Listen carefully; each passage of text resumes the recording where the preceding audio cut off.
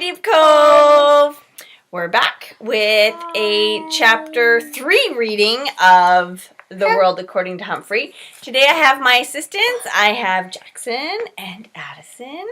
And who else do we have? Humphrey.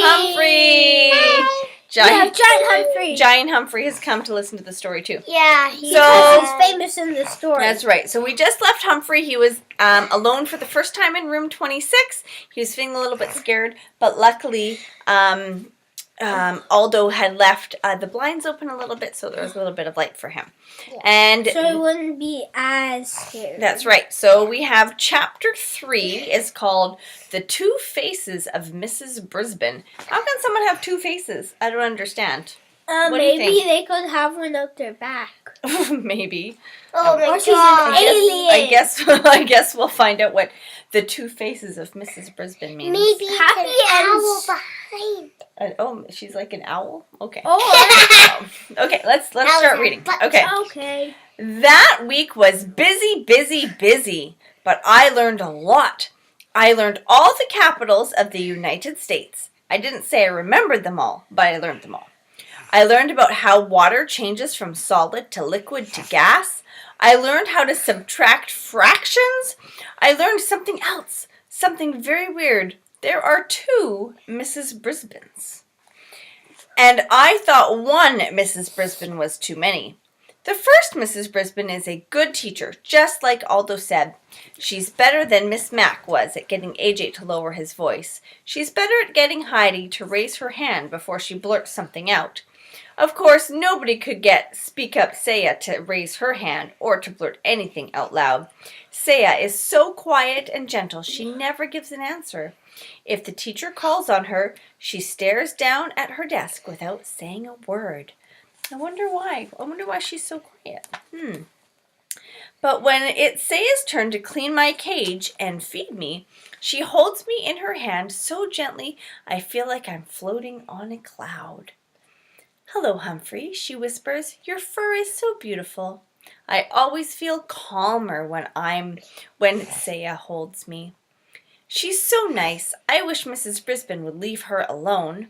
Miss Mac hardly ever called on Saya once she realized how shy she was.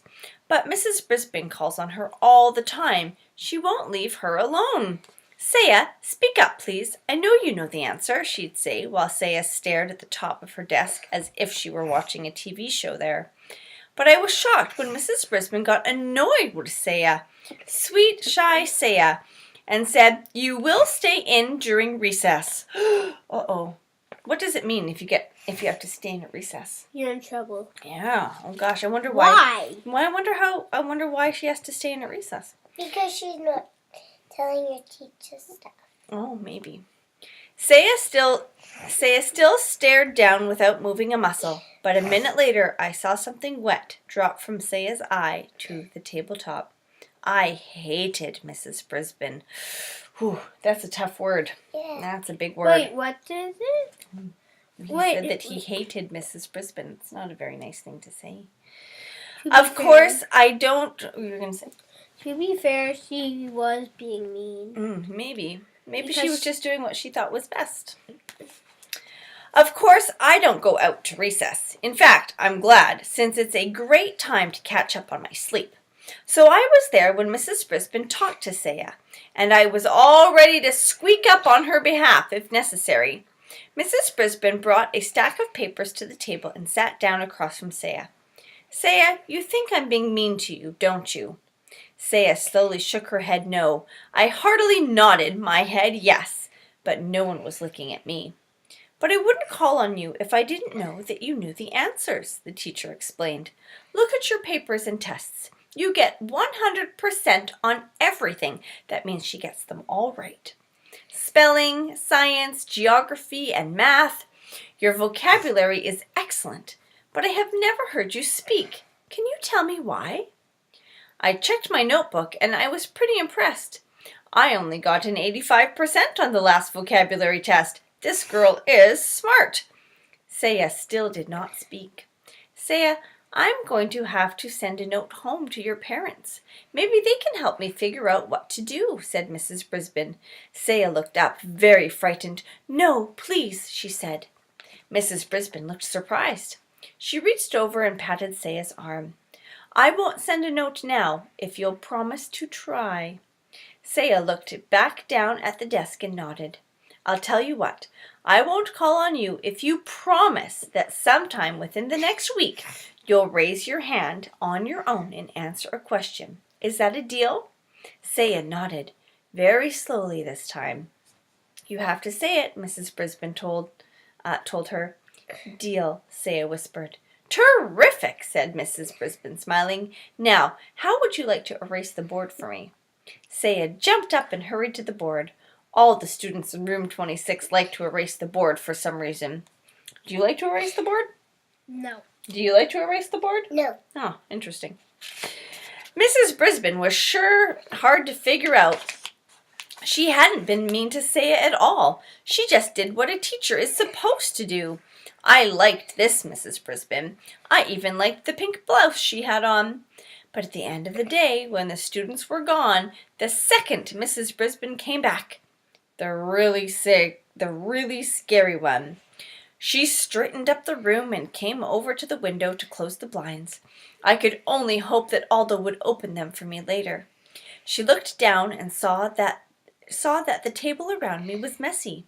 The bag of shavings used for my bedding had torn, and bits of litter were scattered all over the table.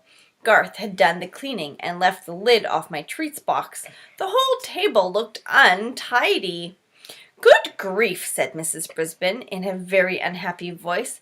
I decided to take a spin on my wheel. Usually that cheers people up, but not Mrs. Brisbane. She started to clean the table, getting paper towels and cleaning spray and muttering to herself the whole time. Not my job, she grumbled. These children are not responsible. All I need is somebody else to take care of. Some rodent. Nobody says rodent quite the way Mrs. Brisbane does. Then she looked down at me with angry eyes and said, You are a troublemaker, and somehow I'm going to get rid of you. I wonder why Mrs. Brisbane doesn't like Humphrey. I don't know. Then she grabbed her purse and her papers and stormed out of room 26. For once, I didn't mind being left alone. I didn't even mind the tick, tick, tick of the clock. I was just glad that the second Mrs. Brisbane was gone. I was worried about what she'd said, but I kept my mind occupied by practicing my vocabulary words until the light was completely gone. If Saya got 100% correct, why couldn't I? Then I sat and waited. Who's he waiting for? Aldo. He's waiting for Aldo. Suddenly, bright lights blinded my eyes as the door swung open and a familiar voice roared, Never fear, Aldo's here! Aldo rolled his cart over to my cage and put his face right down next to mine. How's it going, Humphrey? He asked. I tried squeaking out my story, but Aldo didn't quite catch what I was saying. Whoa, pal, something's got your tail in a tizzy. Well, this should cheer you up. Aldo reached into a brown paper bag, pulled something out, and dangled it in front of my cage. Something to gnaw on, little buddy, he said, opening the door. What do you think it is? Lettuce. Lettuce? What do you think it is? A little carrot. Maybe a carrot? I have another guess. Joy, joy, joy. What? You have another guess? Yeah. What is it? Peanuts. Oh, maybe peanuts. This says, a tiny dog biscuit. One of Miss Mac's friends gave me one of these ones. None of us were You right. can crunch on it forever. Ha-ha! Suddenly there's a smile on your face, Aldo beamed with pride. Now I'll clean this room real fast so we can eat our dinner together. I never saw anybody move as fast as Aldo. He turned the music up full blast. Then he mopped and polished and swept and scrubbed while I nibbled and gnawed on my biscuit. When he was finished, Aldo pulled a chair up to my cage and took out his big sandwich.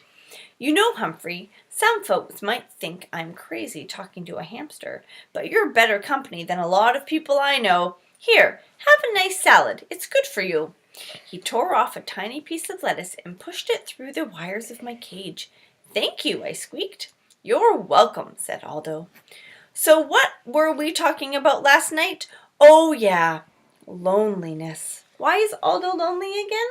Do you remember? Because his friends work in day and he works after school. That's right. I have another one. Yeah. This is,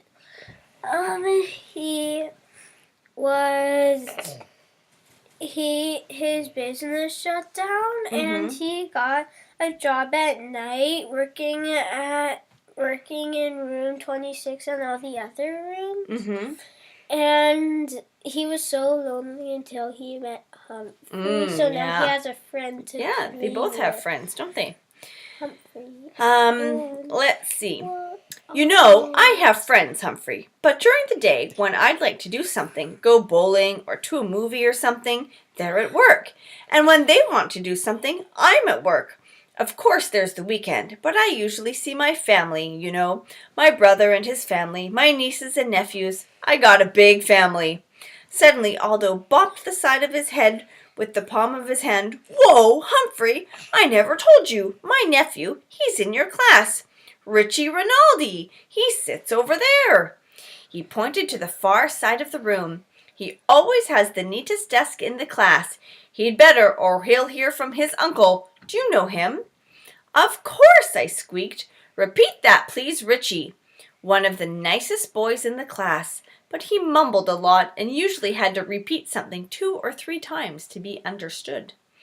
Aldo crunched his bag and tossed it into the trash can. Well, I'm out of here. You know, they got a frog in room 16, but he's not good company like you are. He sings nice, though. Sing? I'll sing for you, Aldo, I thought. Squeak, squeak, squeak.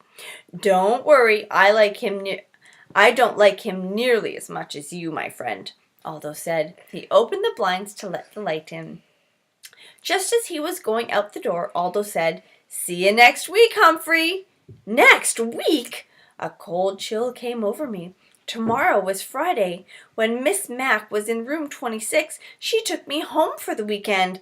But if Mrs. Brisbane didn't take me home, I'd have 2 very long days and nights with no one, not even Aldo, to feed me or chat with me. Even worse, what if Mrs. Brisbane did take me to her house? What fate would await me there? I had plenty to keep me busy the rest of the night, worrying about Mrs. Brisbane and how she planned to do away with me. Miss Mac, please come back.